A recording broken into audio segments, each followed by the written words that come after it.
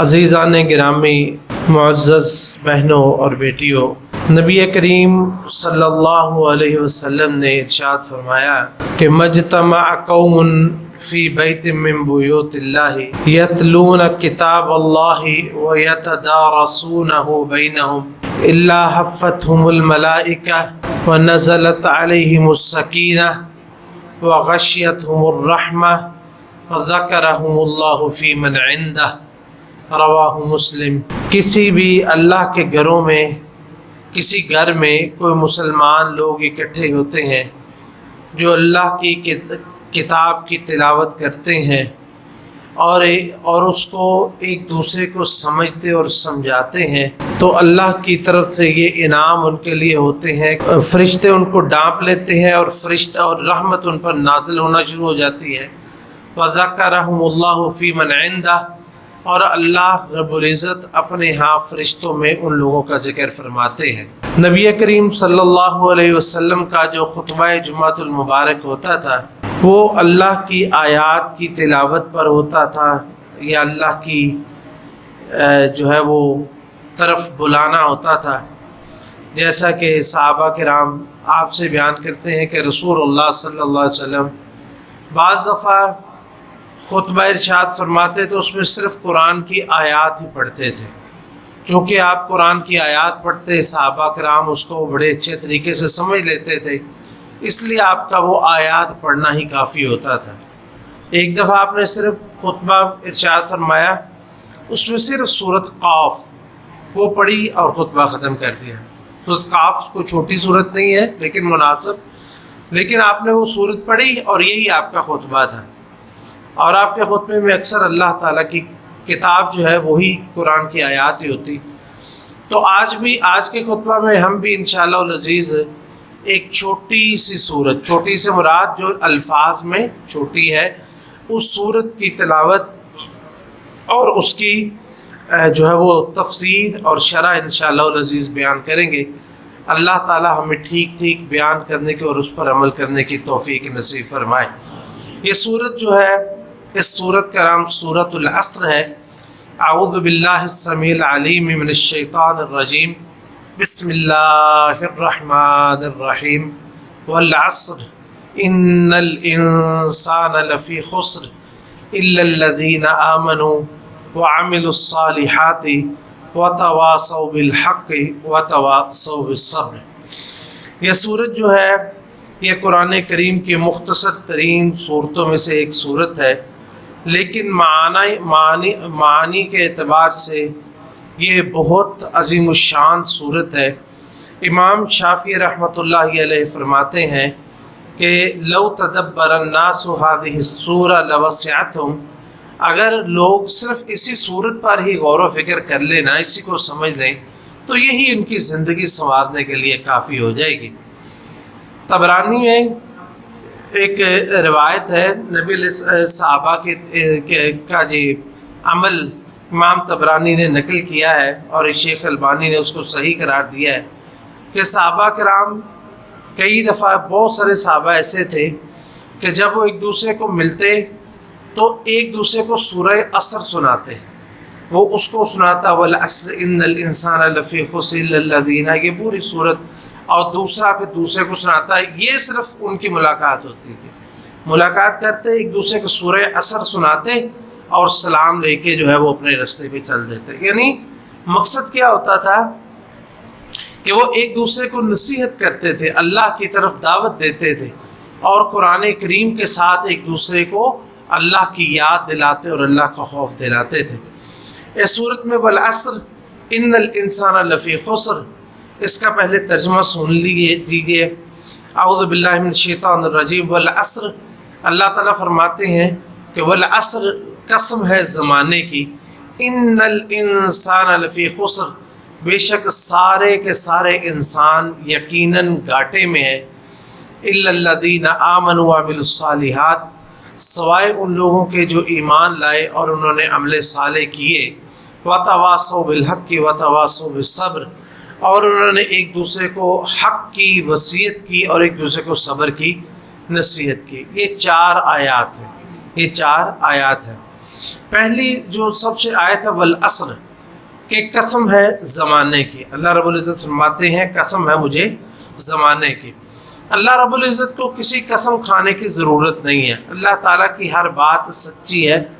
اللہ تعالیٰ کی ہر بات جو ہے بغیر کسی جو ہے وہ تصدیق کے اللہ کی بات سچی ہے، اور اس میں کسی قسم کا کوئی شک و شبہ نہیں ہے۔ وَمَنْ أَصْدَقُ مِنَ اللَّهِ قِيلًا وَمَنْ أَصْدَقُ مِنَ اللَّهِ حَدِيثًا۔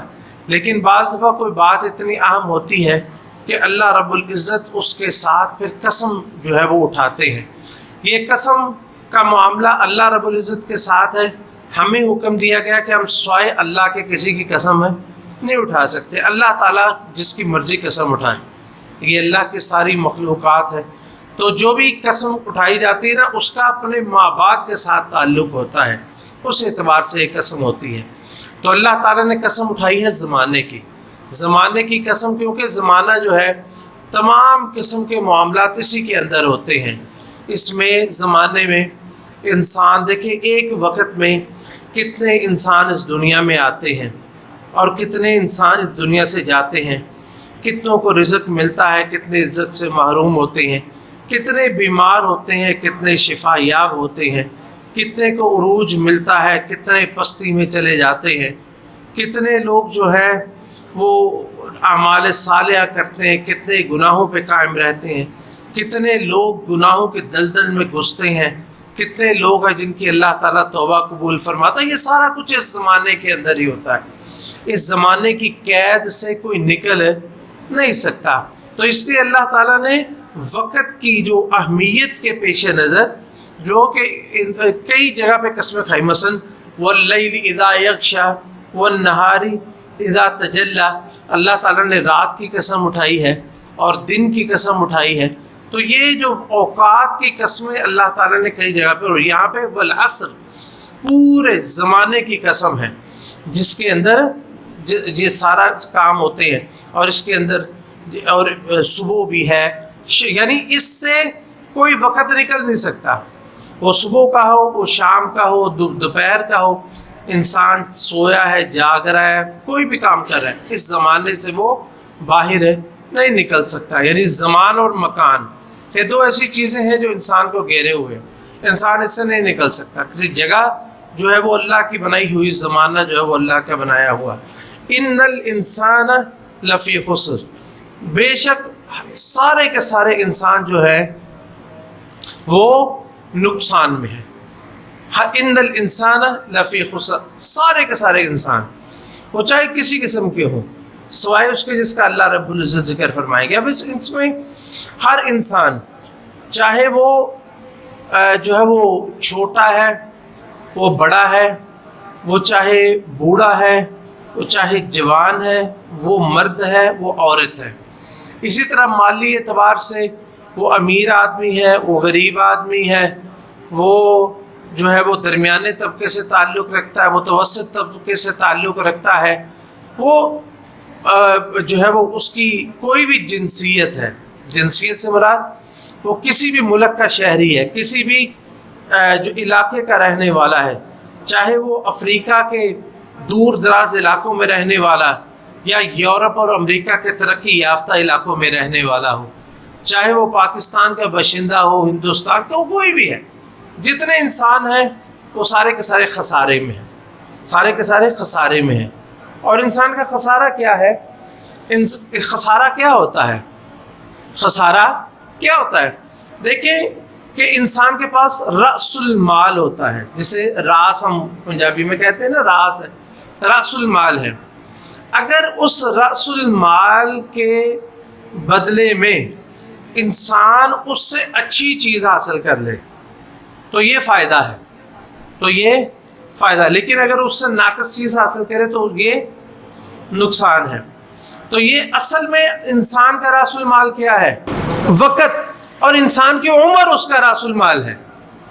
انسان کی عمر جو ہے وہ اس کا رأس المال ہے، اور یہ جو رأس المال ہے یہ انسان کے بس میں نہیں ہے، خرچ ہو رہا ہے، یہ خرچ ہو رہا ہے، اور اس خرچ کے بدلے میں یہ خرچ ہو رہا ہے، لیکن انسان اس کے بدلے میں کیا حاصل کر رہا ہے؟ انسان اس کے بدلے میں کیا حاصل کر رہا ہے؟ لوگوں کی اکثریت کیا حاصل کر رہی ہے؟ نقصان اور گھاٹا۔ ان الانسان لفی خسر، جتنے انسان ہیں وہ اس راس المال کو خرچ کر کے، اپنی عمر کو خرچ کر کے نقصان حاصل کر رہے ہیں۔ نقصان یہ ہوتا ہے نا کہ جتنا راس المال، جتنا پیسہ، مثال کے طور پر ایک آدمی ہے، اس کے پاس 1,00,000 روپیہ ہے، اور اس 1,00,000 سے وہ اس نے تجارت کی، اس کے پاس پھر 90,000 رہ گئے، تو یہ اس کا نقصان ہے کہ یہ فائدہ ہے؟ اور اگر اس کے پاس 1,00,000 میں سے کچھ بھی باقی نہ رہے تو یہ اس سے بڑا نقصان۔ اور اگر 1,00,000 بھی جائے اور اس کے بدلے میں قرض بھی چڑھ جائے، یہ اس سے بڑا نقصان۔ تو یہ ہے وَإِنَّ الْإِنسَانَ لَفِي خُسْرٍ، کہ انسان سارے کے سارے گھاٹے میں ہیں، إِلَّا الَّذِينَ آمَنُوا وَعَمِلُوا الصَّالِحَاتِ، سوائے لوگوں کے جو ایمان لائیں گے، جو ایمان لاتے ہیں، إِلَّا الَّذِينَ آمَنُوا، سوائے لوگوں کے جو ایمان لائے اور انہوں نے عمل صالح کیے۔ وَتَوَاصَوْا بِالْحَقِّ وَتَوَاصَوْا بِالصَّبْرِ، اس کی تفسیر ہم ابھی کرتے ہیں۔ تو اس کے علاوہ جتنے انسان ہیں وہ سارے کے سارے گھاٹے ہیں۔ یعنی کون فائدے میں ہے؟ یہ انسان کی عمر جو ہے، یہ ایک سمجھے کہ دھوپ میں پڑی ہوئی برف ہے، دھوپ میں پڑی ہوئی برف ہے، جس کو پگھلنے سے آپ روک نہیں سکتے، اس نے پگھلنا ہی پگھلنا ہے، اس نے پگھلنا ہی پگھلنا ہے۔ یا اسی طرح انسان، ہم سمجھتے ہیں وہ فلاں بڑا ہو رہا ہے، وہ بڑا نہیں ہو رہا، چھوٹا ہو رہا ہوتا ہے۔ ہم سب چھوٹے ہو رہے ہیں کیونکہ عمر ہماری طے شدہ ہے۔ ہر وہ لمحہ جو اس دنیا میں ہم گزارتے ہیں اس میں ہماری عمر کم ہو رہی ہے۔ یہ دیکھیں نا، اس طرف ہے پیدائش اور اس طرف ہے موت۔ ہم نے اس دنیا میں آتے ہی موت کی طرف سفر شروع کر دیا۔ اب یہ سفر جو ہے یہ دور، زندگی دور ہوتی جا رہی ہے اور موت قریب آتی جا رہی ہے۔ تو جو شخص اس سے فائدہ حاصل کر لے، زندگی کے ایک ایک لمحے سے جو شخص فائدہ وہ حاصل کر لے، وہ فائدے میں ہے، وہ فائدے میں ہے، ورنہ سارے انسان نقصان میں ہیں۔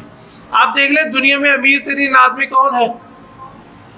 کہتے ہیں جی ایلون مسک سب سے امیر آدمی ہے۔ وہ جو اس سے پہلے جو مائکروسافٹ کا مالک تھا، اس کا کیا نام تھا جی؟ بل گیٹس، وہ سب سے امیر آدمی تھا۔ فلاں بڑا امیر آدمی ہے۔ اچھا، یہ سارے لوگ آپ دیکھیں گے یہ سارے گھاٹے میں ہیں اور سارے نقصان میں ہیں، کیونکہ ان کے پاس بنیادی چیز ایمان ہی نہیں ہے۔ کہتے ہیں جی کہ ان کا اگر جو ہے وہ ان کے ہاتھ سے اگر جو ہے وہ $100 کے نوٹ گرنے شروع ہو جائے نا، تو یہ اٹھائیں گے، اس کو اٹھانے کی کوئی ضرورت نہیں ہے، کیونکہ ان کے اٹھانے سے پہلے ہی ان کی مال میں اتنا اضافہ ہوتا جائے گا۔ لیکن یہ مال میں اضافہ ان کے کس کام کا ہے؟ یہ فائدے میں ہے کہ نقصان میں ہے؟ نقصان، فائدے میں کون ہے؟ نبی علیہ الصلوۃ والسلام نے فرمایا کہ رکعتا الفجر خیر من الدنیا وما فیہا، جس شخص کو اللہ رب العزت فجر کی 2 رکعتیں پڑھنے کی توفیق نصیب فرما دے، وہ دنیا جہان کے خزانوں سے افضل ہے۔ وہ چاہے وہ بل گیٹس ہو، چاہے وہ جو ایلون مسک ہو، چاہے وہ فلاں ہو اور فلاں ہو، جتنے بھی ہو، جس شخص کو اللہ تعالیٰ نے فجر کی 2 رکعتیں پڑھنے کی توفیق عطا فرما دی نا، اس کے پاس اس دنیا میں سب سے بڑا خزانہ ہے، اس سے بڑا خزانہ کوئی نہیں، کیونکہ وہ تو اپنا گھاٹا کر رہے ہیں، نقصان کر رہے ہیں۔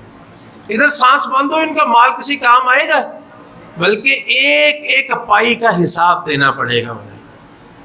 ان الانسان لفی خسر، جتنے انسان ہیں سارے گھاٹے میں جا رہے ہیں، سوائے ان لوگوں کے۔ یہ اللہ نے پہلے کیوں کہا کہ سارے گھاٹے میں جا رہے ہیں؟ اس لیے کہ لوگوں کی اکثریت جو ہے وہ گھاٹے والی ہے۔ الا الذین آمنوا وعملوا الصالحات، سوائے ان لوگوں کے جو ایمان لائے اور عمل صالح جو انہوں نے کیے۔ اب یہاں پہ 2 قسم کے لوگ ہیں، یہ یاد رکھیں۔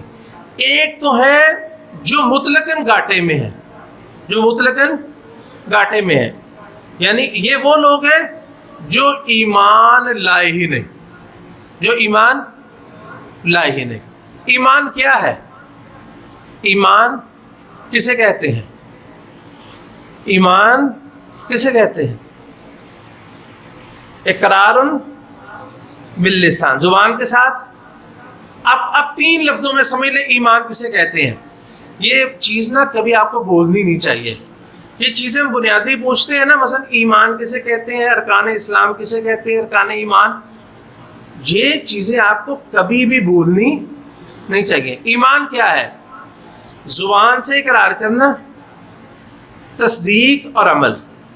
اقرار، تصدیق اور عمل۔ اب یوں سمجھ لیں، اقرار زبان سے، تصدیق دل سے، اور عمل اس کے مطابق کرنا ہے، تو یہ ایمان ہے۔ الا الذین آمنوا، سوائے ان لوگوں کے جو ایمان لائے، سوائے ان لوگوں کے جو ایمان لائے۔ اور ایمان پورا، یعنی جیسے ارکان اسلام بھی اس میں شامل ہو جائیں گے، ارکان ایمان بھی۔ ارکان اسلام پتہ ہے نا کتنے ہیں؟ توحید، نماز، روزہ، زکوٰۃ، حج، ٹھیک ہے نا۔ اور ارکان ایمان، ایمان بالملائکہ، ایمان باللہ وملائکتہ ورسلہ وکتبہ والیوم الآخر وبالقدر خیرہ وشرہ۔ تو یہ ایمان جو ہے، یہ ایمان سارا ان سب چیزوں پر ایمان لانا، اور ایمان کے اندر عمل بھی شامل ہے۔ اس کی تصدیق کے لیے ذات فرمایا کہ الا الذین آمنوا وعملوا الصالحات، اور انہوں نے اعمال صالحہ کیے۔ الا الذین آمنوا وعملوا الصالحات۔ اچھا، اعمال صالحہ کون سے ہیں؟ اعمال صالحہ کسے کہتے ہیں؟ اعمال صالحہ وہ ہیں جن میں 2 شرطیں ہوں، جن میں یہ چیز اتنی دہرائیں آپ کو کبھی بھولنی نہیں چاہیے، کبھی بھولنی نہیں چاہیے۔ عمل کی قبولیت کی کتنی شرطیں ہیں؟ عمل کی قبولیت کی کتنی شرطیں ہیں؟ 2، نیت کا خالص ہونا، اور دوسرا کتاب و سنت کے مطابق ہونا۔ اچھا، یہ سوال ہم نے کیا تھا کہ عمل کی قبولیت کے لیے 2 شرطیں ہونا ضروری ہے، یعنی اعمال صالحہ کسے کہتے ہیں؟ جس میں 2 شرطیں ہوں، جس میں 2 شرطیں ہوں۔ ایک یہ کہ عمل وہ خالص اللہ کی رضامندی کے لیے ہو، اور دوسرا وہ عمل کتاب و سنت کے مطابق ہو۔ غور سے دوبارہ سنیں، کسی بھی عمل کی قبولیت کے لیے اس میں 2 شرطیں ہونا ضروری ہیں۔ کتنی؟ 2 شرطیں۔ اگر وہ 2 شرطیں نہیں ہیں تو کوئی عمل اللہ کے ہاں قابل قبول نہیں ہے۔ نمبر 1، اس عمل میں ریاکاری نہیں ہونی چاہیے۔ اس میں ریاکاری سے مراد کیا ہے؟ دکھلاوا۔ لوگوں کو دکھلاوا مقصود ہے نہیں ہونا چاہیے۔ یہ بات سمجھ آ گئی؟ پہلی شرط کیا ہے؟ کہ وہ عمل خالص اللہ کی رضامندی کے لیے ہو، کہ وہ عمل خالص اللہ کی رضامندی کے لیے۔ دوسری شرط یہ ہے کہ وہ عمل جو ہے وہ قرآن و سنت کے مطابق ہو، وہ عمل کتاب و سنت کے مطابق ہو۔ اچھا، اب آپ نے نا، کل آپ کے سامنے کوئی بات آ جائے، کوئی بندہ کہے کہ یہ عمل جو ہے، یہ میں جو کام کر رہا ہوں، تم بتاؤ مجھے کہاں پہ حرام لکھا ہوا ہے، کہاں پہ لکھا ہوا یہ حرام ہے۔ آپ نے اسے یہ نہیں کہنا کہ میں تمہیں بتاؤں کہاں حرام ہے، آپ نے اس سے پوچھنا ہے یہ 2 شرطیں اس کے اندر موجود ہیں۔ کوئی بھی چیز آ جائے آپ کے سامنے، بہت آسان فیصلہ، وہ فلاں عمل، یار یہ جائز ہے کہ ناجائز ہے، جائز ہے کہ ناجائز، اس میں 2 ہی چیزیں ہیں۔ ایک یہ اس میں نیت کیسی ہے، نیت کیسی۔ دوسری چیز، کتاب و سنت سے اس کی دلیل ملتی ہے، یہ نیک اعمال کے لیے ہے، دنیاوی چیزوں کے لیے، کیونکہ رکشا چلانے کی دلیل جو ہے وہ کتاب و سنت سے دو نہیں، یہ نیک اعمال کے لیے جس سے اللہ کی رضامندی مقصود ہو۔ تو اس میں 2 شرطیں ہونا ضروری ہے۔ جو 2 شرطیں ہوں گی تو وہ اعمال صالحہ بنیں گے۔ ایک یہ کہ نیت خالص ہو، اور دوسرا وہ عمل جو ہے وہ کتاب و سنت کے مطابق ہو۔ اب سمجھ آ گئی آپ کو؟ بھائی ایسا تو نہیں جس کو سمجھ نہیں آئی؟ جی کوئی ایسا تو نہیں ہے جسے سمجھ نہیں آئی؟ یہ آپ نے جا کے اپنے بچوں کو بھی یہ بات سکھانی ہے، اپنے دوستوں کو بھی یہ بات سکھانی ہے۔ تو یہ ہے اِلَّا الَّذِينَ آمَنُوا وَعَمِلُوا الصَّالِحَاتِ، جو لوگ ایمان لائے اور عمل صالح وہ کرتے ہیں وہ گھاٹے میں نہیں ہے۔ پہلی شرط یہ ہے ایمان، پہلا عمل کون سا؟ ایمان۔ دوسرا ہے عمل صالح، کہ وہ اعمال صالحہ کرتے ہیں، اور اعمال صالح اس کے تعلق جو ہے وہ اللہ کی عبادت کے ساتھ بھی، حقوق الناس کے ساتھ بھی ہے، اللہ کی عبادت کے ساتھ بھی ہے، اللہ کے حق بھی اس میں شامل ہے اور لوگوں کے حق بھی اس میں شامل ہے، چاہے وہ والدین کے حق ہو، ہمسایوں کے حق ہو، وہ بیوی کے حقوق ہوں، وہ خامد کے حقوق ہوں، اولاد کے حقوق ہوں، ہمسایوں کے ہوں، اساتذہ کے ہوں، طلبہ کے ہوں، جو ہے یہ سارے حقوق اس میں شامل ہیں اعمال صالحہ میں۔ اور تیسری چیز، دو چیزیں ہو گئی، کون نقصان میں نہیں ہے؟ جن کے اندر چار چیزیں پائی جاتی ہیں۔ پہلی کیا ہے؟ ایمان، دوسری عمل صالح، اور عمل صالح کی مزید وضاحت اِلَّا الَّذِينَ آمَنُوا وَعَمِلُوا الصَّالِحَاتِ وَتَوَاصَوْا بِالْحَقِّ، وہ یہ نہیں کرتے کہ صرف خود ہی عمل صالح کرتے ہیں، بلکہ وہ لوگوں کو بھی نیکیوں کی طرف بلاتے ہیں، نیکیوں کی طرف بلاتے ہیں۔ یہ وتواصوا بالحق، ایک دوسرے کو حق کی نصیحت کرتے ہیں، تو یہ کیا ہے؟ یہ ہے امر بالمعروف اور نہی عن المنکر، لوگوں کو نیکی کا حکم دینا اور برائی سے روکنا، نیکی کا حکم دینا، اور اس میں سب سے پہلے کون آتا ہے؟ جو آپ کے ماتحت ہے، سب سے پہلے انسان کا اپنا نفس اس کے ماتحت ہے، اس کے بعد اس کے گھر والے، اس کی بیوی، بچے، تو یہ اس میں حکمت یہ وہ ساری جو چیزیں وہ اس کے ساتھ ہیں، لیکن امر بالمعروف کرتے ہیں اور نہی عن المنکر کرتے ہیں، لوگوں کو نیکی کی طرف بلاتے ہیں اور برائی سے روکتے ہیں۔ اور اگر نیکی کی طرف بلایا جائے اور برائی سے روکا جائے تو اس کا نتیجہ کیا نکلتا ہے؟ جو انبیاء کے ساتھ ہوا، اس کے تکلیف پھر اٹھانی پڑتی ہے نا، لوگوں کی طرف سے اذیت کا سامنا کرنا پڑتا ہے۔ لوگ کہتے ہیں جی چھوڑیں جی، اختلافی باتیں نہ کریں، حتیٰ کہ لوگ توحید کی بات کو بھی اختلافی بات بتا دیتے ہیں۔ جس مسجد میں توحید کا بیان نہ ہونا وہ مسجد ہی بند کر دینی چاہیے، اس مسجد کا فائدہ کوئی نہیں، جہاں اس مجلس کا فائدہ ہی کوئی نہیں جہاں پہ توحید کا بیان نہ ہو۔ اس کے لیے تو اللہ نے کتابیں نازل کی ہے، اسی کے لیے تو اللہ نے رسول بھیجے ہیں۔ کہتے ہیں جی کہ اختلافی بات نہ کریں، توحید اختلافی بات ہے، توحید تو اصل اتفاق ہے، اختلاف تو شیطان نے کیا تھا، اختلاف تو شرک ہے، اتفاق توحید ہے، اتفاقی بات توحید ہے، اختلافی بات شرک ہے۔ اللہ تعالیٰ نے انسانوں کو کس پہ بھیجا ہے؟ توحید پہ۔ کس پہ پیدا کیا ہے؟ توحید پہ۔ نبی علیہ السلام حضرت آدم علیہ السلام کس پہ آئے تھے؟ توحید پہ۔ تو اختلاف کس نے کروایا؟ شیطان نے۔ تو شرک جو ہے وہ اختلاف ہے، بدعت اختلاف ہے، توحید اتفاق ہے، سنت اتفاق ہے۔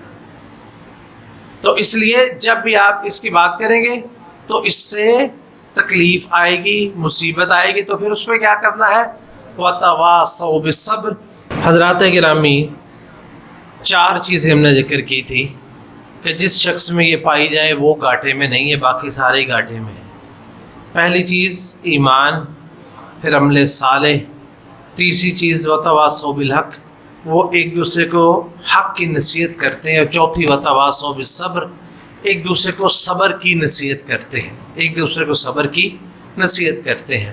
دیکھیں، جب اللہ کی طرف بلایا جائے تو پھر تکلیف کا سامنا تو کرنا پڑتا ہے، اور اس پر صبر بھی پھر ضروری ہے۔ اور صبر جو ہے یہ بہت عظیم عمل ہے، بہت عظیم عمل۔ یہ وہ عمل ہے جس پہ اللہ تعالیٰ نے بغیر حساب کتاب کے عمل اجر دینا ہے، بغیر حساب کتاب۔ انما یوفی الصابرون اجرہم بغیر حساب، کہ جو صبر کرنے والے ہیں نا ان کو اللہ تعالیٰ بغیر حساب کے اجر دے گا، یعنی ایسا اجر دے گا کہ جو کوئی شمار بھی نہیں کر سکے گا، کوئی حساب بھی نہیں کر سکے گا۔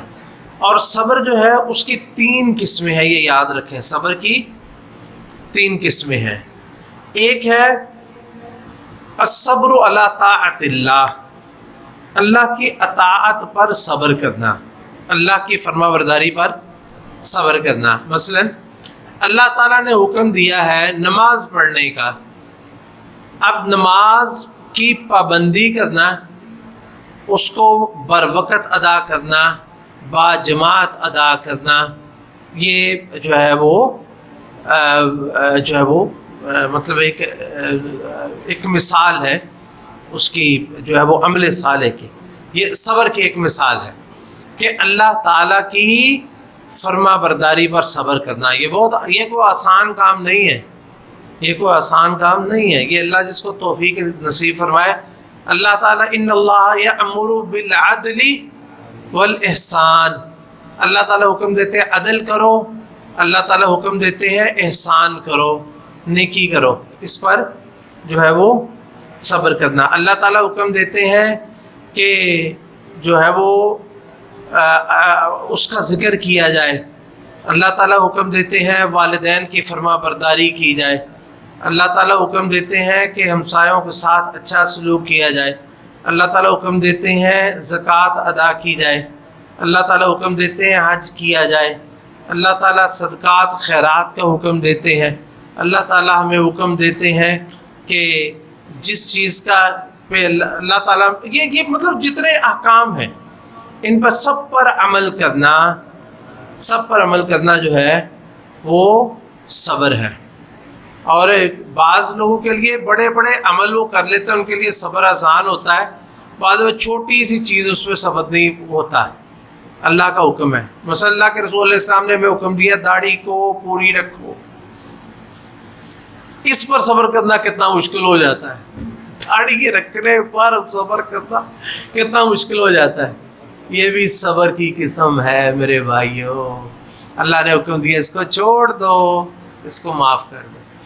اچھا، اسی طرح اللہ کی نافرمانی سے صبر کرنا، اللہ تعالیٰ نے حکم دیا ہے شرک نہیں کرنا، اللہ تعالیٰ نے حکم دیا ہے بدکاری نہیں کرنی، اللہ تعالیٰ نے حکم دیا حرام نہیں کھانا، اللہ نے حکم دیا حرام نہیں دیکھنا، اللہ تعالیٰ نے حکم دیا غیبت نہیں کرنی، چغلی نہیں کرنی، ظلم نہیں کرنا، وَيَنْهَا عَنِ الْفَحْشَاءِ وَالْمُنْكَرِ۔ تو یہ ہے دوسری قسم، اللہ کی نافرمانی سے رک جانا، یہ صبر کی دوسری قسم ہے۔ اور تیسری قسم ہے الصبر علی الاقدار المؤلمہ، کہ اللہ کی طرف سے آنے والی تکلیفوں پر صبر کرنا۔ کوئی بیماری آ گئی، کوئی تکلیف آ گئی، کوئی عزیز اس دنیا سے چلا گیا، مال میں نقصان ہو گیا، پھل میں نقصان ہو گیا، کاروبار میں نقصان ہو گیا، کسی کی طرف سے کوئی تکلیف پہنچ گئی، کسی نے کوئی بات ایسی کر دی، دل دکھ گیا، ان ساری چیزوں پہ صبر کرنا، یہ جو ہے وہ صبر کی تیسری قسم ہے۔ جس شخص نے یہ صبر کر لیے اس کے لیے پھر بغیر حساب کے اجر ہے۔ اللہ تعالی ہمیں عمل کی توفیق نصیب فرمائے۔